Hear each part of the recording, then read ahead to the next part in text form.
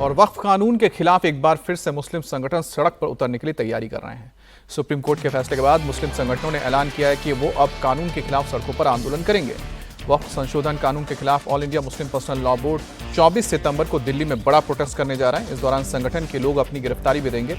24 सितंबर को होने वाले प्रोटेस्ट से पहले आज जुमे की नमाज के बाद मस्जिदों से वक्फ संशोधन कानून के बारे में मुस्लिमों को जागरूक किया जाएगा। वक्फ की संपत्ति को बचाने के लिए दुआ की जाएगी और मुस्लिम संगठनों का कहना है कि वक्फ संशोधन अधिनियम पर सुप्रीम कोर्ट का अंतरिम आदेश भी वक्फ संपत्तियों की सुरक्षा नहीं कर पाएगा। ये कानून अतिक्रमणकारियों को लाभ पहुंचाएगा। वक्फ भूमि पर विकास कार्य रुक जाएगा। कलेक्टर के पास अभी भी सर्वेक्षण करने का अधिकार है और गैर मुस्लिम की नियुक्ति अभी बरकरार है, जिससे वो शुरू से विरोध कर रहे हैं। और बिहार विधानसभा चुनाव से पहले जनसुराज के नेता प्रशांत किशोर और बीजेपी नेता संजय जायसवाल में जुबानी जंग तेज हो गई है। संजय जायसवाल ने प्रशांत किशोर पर निशाना साधा। सोशल मीडिया एक्स पर पोस्ट करके संजय जायसवाल ने कहा कि प्रशांत किशोर के पास बिहार के युवाओं को करोड़पति बनाने का नीम हकीम नुस्खा है, तो फिर ये नुस्खा बिहार के युवाओं को क्यों नहीं देते हैं। वहीं संजय जायसवाल के आरोप पर प्रशांत किशोर ने भी पलटवार करते हुए कहा है कि आज वो सारण में प्रेस कॉन्फ्रेंस करके चौथी किस्त जारी करेंगे। जो लोग फड़फड़ा रहे हैं वो सब धराशायी हो जाएंगे। हर व्यक्ति के आपको पहले बोल दिए है, जो फड़फड़ा रहा है उसको फड़फड़ाने दीजिए। प्रेस कॉन्फ्रेंस है, प्रेस कॉन्फ्रेंस होगा, चौथा किस्त जारी होगा, इस सब धाराशायी होकर गिर जाएंगे एक बार। आरजेडी नेता तेजस्वी यादव की बिहार अधिकार यात्रा का आज चौथा दिन है। वहीं यात्रा के तीसरे दिन तेजस्वी के टारगेट पर मुख्यमंत्री नीतीश कुमार रहे। तेजस्वी ने कहा कि नीतीश कुमार के राज में करप्शन चरम पर है, क्राइम के सारे रिकॉर्ड टूट रहे हैं। नीतीश राज में करप्शन और क्राइम को सरकार का संरक्षण मिला हुआ है। इस बार के चुनाव में बिहार से नीतीश कुमार की विदाई जरूरी है। इस बार बदलाव लाना है कि नहीं लाना है आने वाले चुनाव में? सरकार को बदलना है ना? आप लोग सब लोग तैयार है ना? थाना चले जाइए, ब्लॉक चले जाइए, घूसखोरी बढ़ी है कि नहीं बढ़ी है? बिना कोई घूस दिए कोई काम नहीं होना। इसलिए आप सब लोगों के बीच हम लोग आए हैं एक बेहतर बिहार बनाने के लिए, एक नया बिहार बनाने के लिए। ये सरकार आप देखिएगा पूरी तरीके से जो है बिहार की जनता को, बिहार के खजाने को लूटने का काम कर रही है। तो लालटेन खिलेगा ना फिर से? इस बार बेगूसराय का 7 सीट महागठबंधन जीतेगा। जिताना है कि नहीं जिताना है?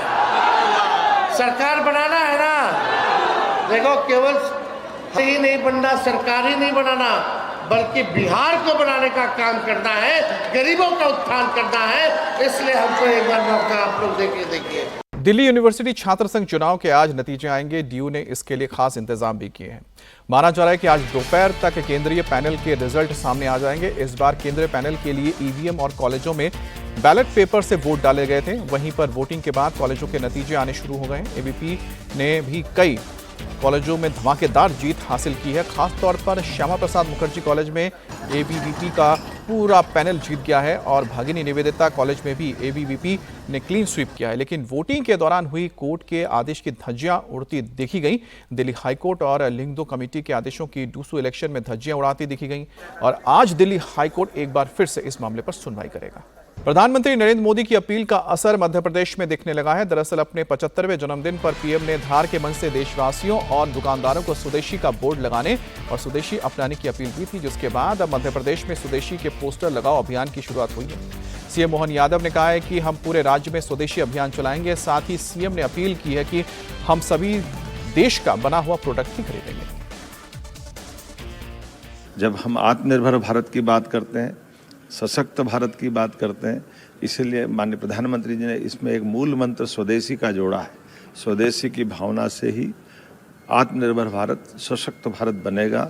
हम सब अपने जीवन में कदम कदम पर कोई भी उत्पाद अगर कोई बाजार से खरीदते हैं वो हमारे प्रदेश का बना होना चाहिए, हमारे देश का बना होना चाहिए, जिससे उत्पादन इकाइयों में हमारे श्रमिकों का पसीना, उनकी मूल्य, उनकी कीमतें, खास करके हमारे आर्थिक इकोसिस्टम में हमारे देश के अंदर स्वदेशी ये देश को और प्रदेश को आगे बढ़ाने में बहुत बड़ी भूमिका अदा करेगा।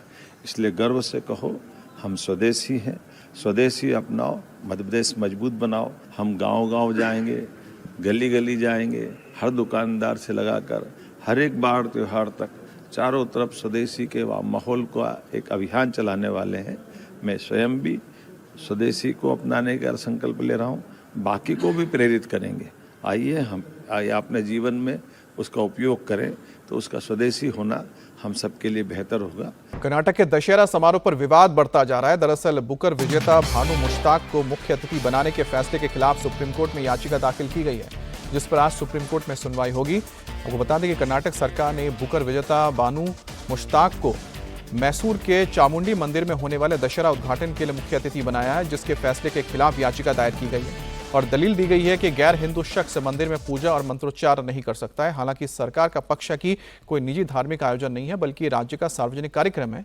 ऐसे में इसमें किसी भी धर्म के व्यक्ति को बुलाने पर रोक नहीं है। हालांकि 15 सितंबर को कर्नाटक हाईकोर्ट ने भी याचिका खारिज की थी। कोर्ट ने साफ कहा था कि त्योहारों में शामिल होना संविधान का उल्लंघन नहीं है और न ही धार्मिक भावनाओं को ठेस पहुंचाता है। हाईकोर्ट ने माना था कि भानु मुश्ताक सिर्फ लेखक ही नहीं बल्कि वकील और सामाजिक कार्यकर्ता भी हैं। सरकार पहले भी कई कार्यक्रमों में उन्हें बुलाती रही है।